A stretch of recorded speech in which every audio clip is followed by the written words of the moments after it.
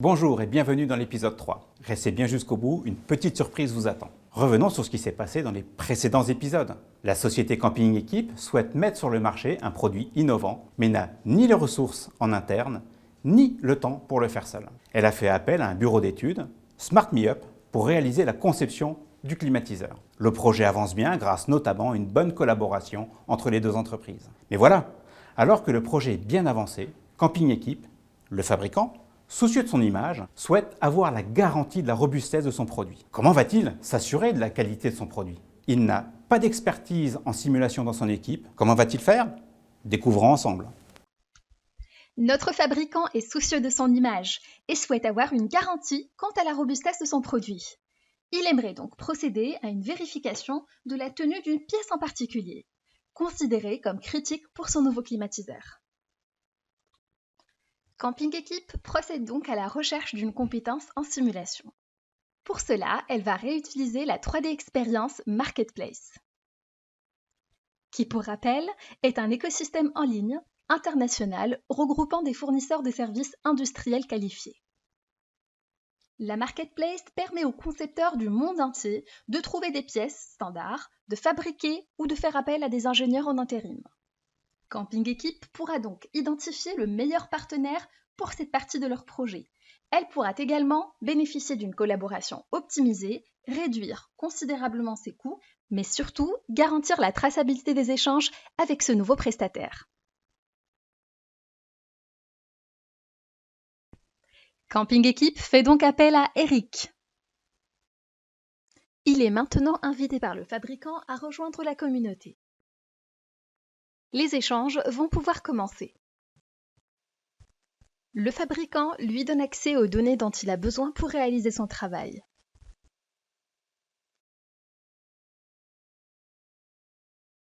Eric reçoit donc sa première instruction. Il reçoit donc la conception réalisée par Paula afin de la valider. Regardons ensemble Eric travailler sur la robustesse de cette pièce grâce à la puissance de calcul du cloud. La plateforme 3D Experience est une plateforme business. Elle nous met à disposition des outils de collaboration, de conception et également de validation. Donc dans cette scène, je vais vous montrer comment je vais valider la conception que Paula nous a envoyée. Pour ça, je vais travailler sur cette pièce. Cette pièce est une pièce assez critique parce qu'elle relie le panneau solaire à notre climatiseur. Donc cette pièce, elle doit supporter les contraintes mécaniques exercées par le panneau solaire.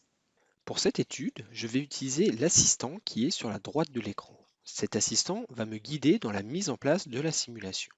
On peut voir qu'il y a toutes les étapes nécessaires à la mise en place de cette simulation. Il suffit donc de le suivre de haut en bas. La première étape d'ailleurs a déjà été validée. Elle concerne le maillage. Je mesure l'épaisseur de la pièce afin d'adapter au mieux le maillage pour ma géométrie. Et comme cette pièce elle a une épaisseur de 7 mm, j'applique une taille de référence de 5 mm, ce qui est un peu inférieur aux 7 mm d'épaisseur.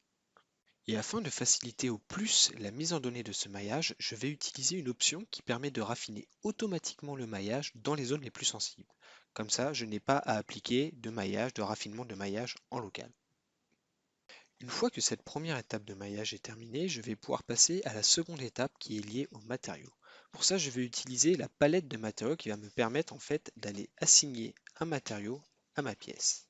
Avec la plateforme 3D Experience, il y a une librairie qui est fournie et dans cette librairie, il y a à peu près une centaine de matériaux qui sont disponibles. L'onglet de recherche, qui est en haut de la palette des matériaux, me permet d'accéder facilement aux matériaux que je souhaite appliquer. Dans ce cas, je vais utiliser un plastique de type ABS, car c'est un matériau qui est assez solide et qui a des propriétés mécaniques qui sont intéressantes pour la pièce que je souhaite utiliser. Je sélectionne mon matériau et je l'applique directement dans la partie graphique en sélectionnant la pièce qui m'intéresse.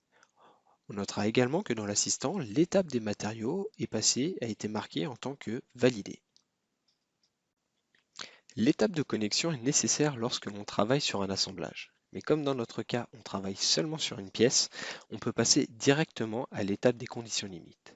On va commencer par fixer notre pièce au niveau de la rotule, car c'est à cet endroit qu'elle est reliée à notre climatiseur. Et encore une fois, on note que l'étape a été validée dans l'assistant à droite de l'écran.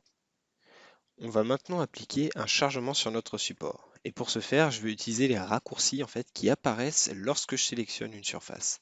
Et comme je n'ai pas importé le panneau solaire dans mon modèle, je vais appliquer une condition de chargement à distance pour modéliser une force qui serait appliquée sur le panneau solaire. Donc je sélectionne l'ensemble des faces qui récupèrent l'effort du panneau solaire et j'applique une force de 200 newtons, donc ce qui fait environ une vingtaine de kilos. On peut facilement d'ailleurs vérifier l'orientation de la force directement dans l'interface graphique. On rappelle que le langage natif on va dire, de la plateforme, c'est la 3D. J'en profite également pour décaler le point d'application de la force puisqu'elle est normalement appliquée sur le panneau solaire. Et comme d'habitude, on notera que l'étape, elle est validée dans l'assistant à droite de l'écran. On remarque également qu'à ce point, on peut déjà lancer le calcul. Mais avant de le faire, on va rapidement revoir les conditions limites que l'on a appliquées sur notre modèle. Donc on peut accéder rapidement au gestionnaire de chargement en passant par l'assistant.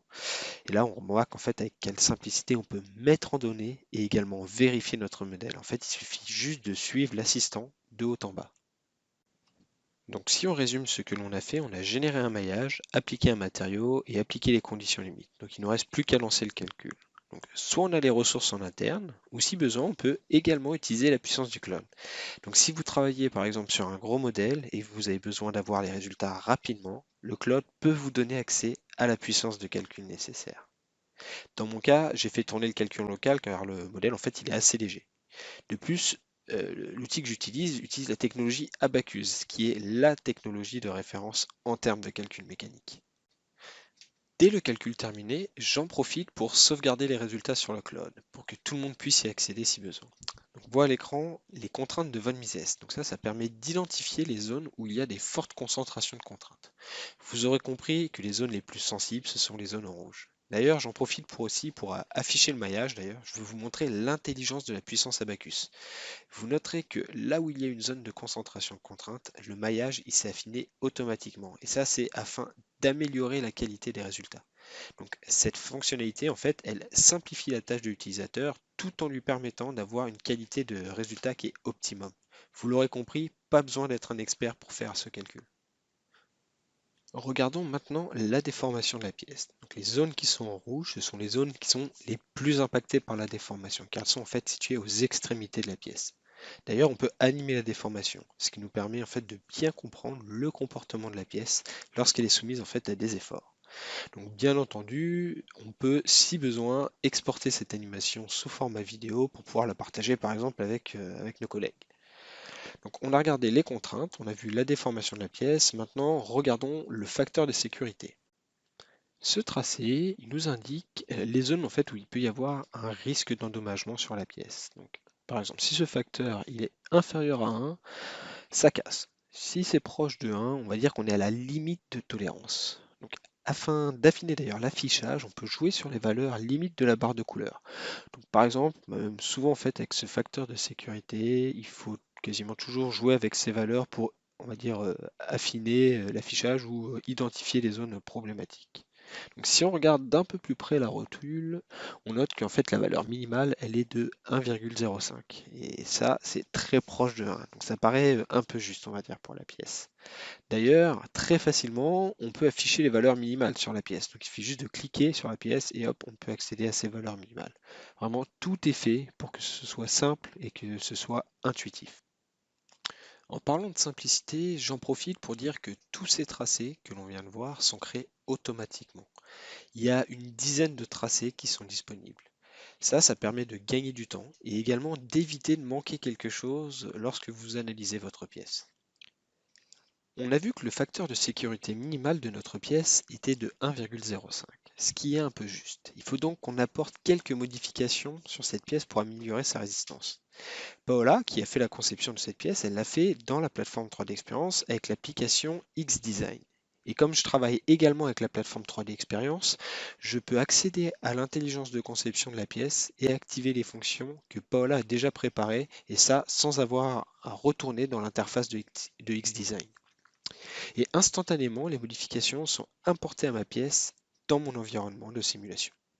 C'est vraiment un avantage d'avoir autant d'outils connectés grâce à la plateforme 3D Experience.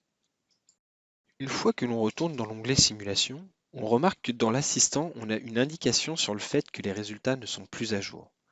On va donc faire une mise à jour du modèle afin d'actualiser tous les changements de géométrie avec les paramètres du modèle.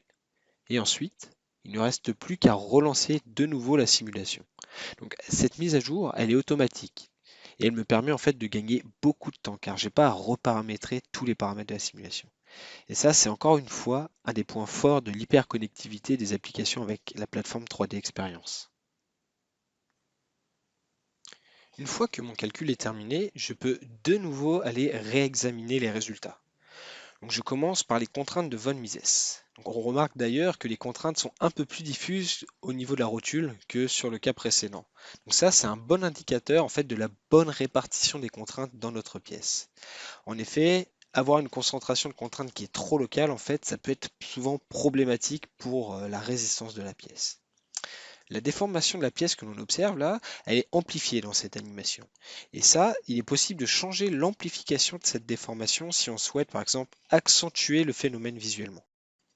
Donc là, on voit que grâce à cette amplification, on comprend tout de suite comment la pièce se comporte. Ça permet également en fait de valider la cohérence de la simulation. Passons maintenant à l'analyse du facteur de sécurité. Donc pour rappel, sur le premier calcul, le facteur minimum il était de 1,05. On remarque que maintenant il est passé à 1,89. Donc on peut donc dire que les modifications au final qu'on a apportées, ça a été bénéfique pour cette pièce. Donc si on analyse la répartition de ce facteur, on peut utiliser par exemple les isosurfaces. Et les isosurfaces, elles nous permettent de visualiser graphiquement chaque seuil du facteur de sécurité, et ça de façon 3D. D'ailleurs, si on veut, on peut également afficher le maillage par-dessus, ce qui permet d'ailleurs de mieux se localiser au niveau de la géométrie. Et en plus, il faut le dire, ça fait de très belles images. Et ça, c'est vraiment important, car il faut savoir vendre son travail. Donc on vient de voir que l'on peut facilement analyser les contraintes de von Mises et ensuite le facteur de sécurité. Je vais maintenant vous montrer une autre fonctionnalité que j'aime tout particulièrement, car elle permet en fait en un coup d'œil d'avoir toutes les informations nécessaires. Cette fonctionnalité, c'est la comparaison de résultats. Et avec cette fonctionnalité, en fait, on peut afficher sur un même écran le facteur de sécurité, les contraintes de von Mises, les déformations et par exemple les zones de tension et de compression. Et donc avec ça, en fait, j'ai tous les outils à disposition pour analyser en détail mon modèle. Par exemple, si je pivote une des pièces, les autres fenêtres, elles suivent la même rotation. En fait, il y a une synchronisation que l'on peut, si besoin, activer ou désactiver.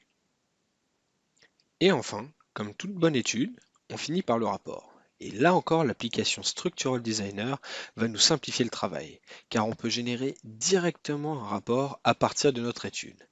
Et dans ce rapport, on a tous les paramètres du modèle, comme le matériau, les conditions limites, et également tous les post-traitements que l'on a fait. Donc il ne me reste plus qu'à avertir Paola que j'ai validé son design. Les interactions continuent dans la communauté. Eric publie le rapport de validation du support pour le panneau solaire. Le fabricant peut désormais passer à la phase de production. Et pour cela, il est nécessaire d'avoir les plans de production.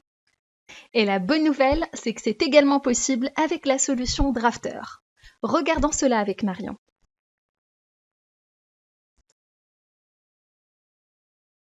Nous voilà dans l'interface de l'application SolidWorks Drawing. Donc SolidWorks Drawing, c'était un outil de mise en plan qui est donc très intuitif et très simple d'utilisation comme on va le voir dans un instant. Et avec cet outil-là, je vais pouvoir créer tout d'abord la mise en plan de l'assemblage du compresseur qui, lui, se situe dans le climatiseur qui va donc être envoyé en production.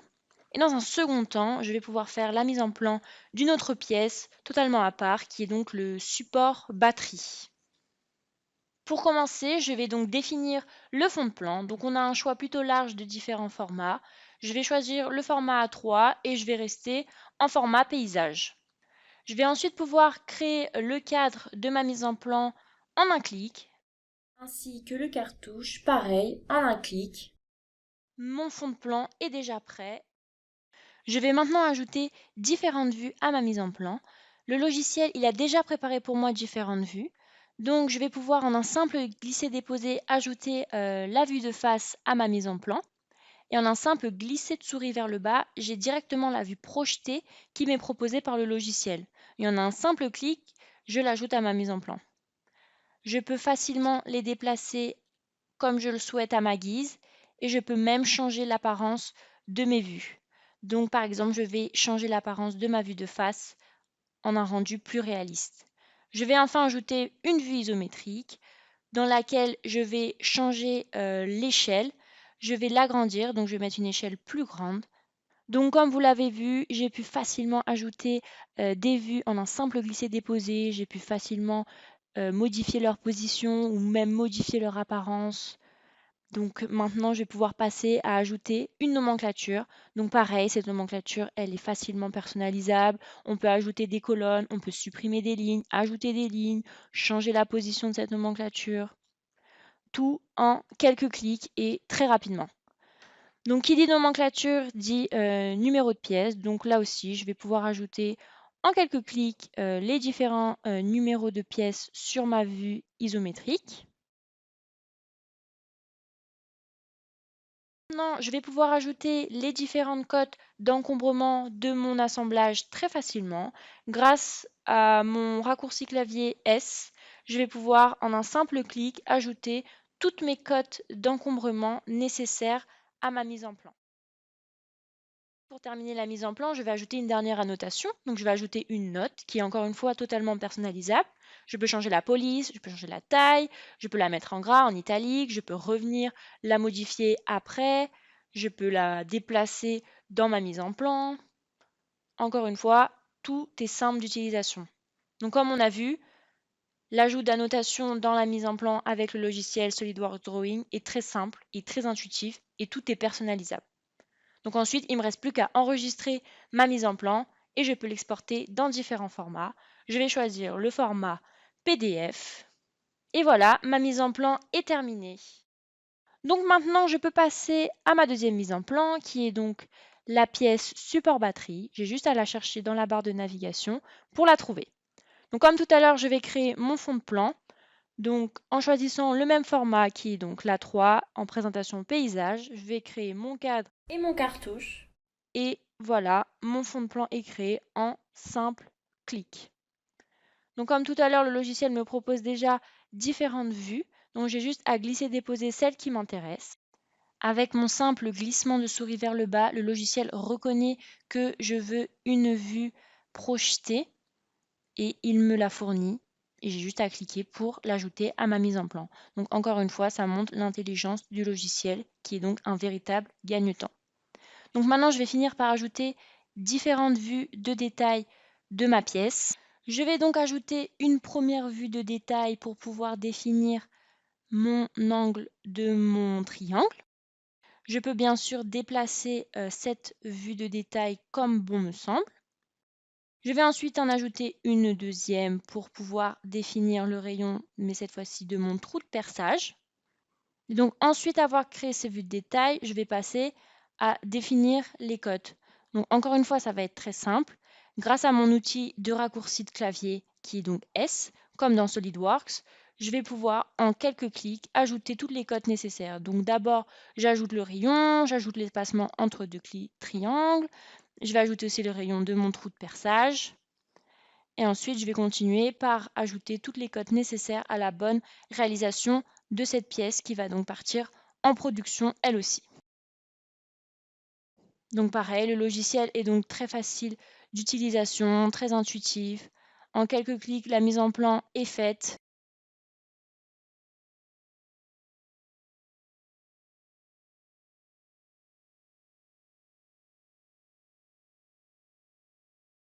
J'ajoute aussi les cotes des dimensions de mon support batterie, donc la largeur et la longueur. Et enfin, je termine par les cotes des positions des trous de perçage.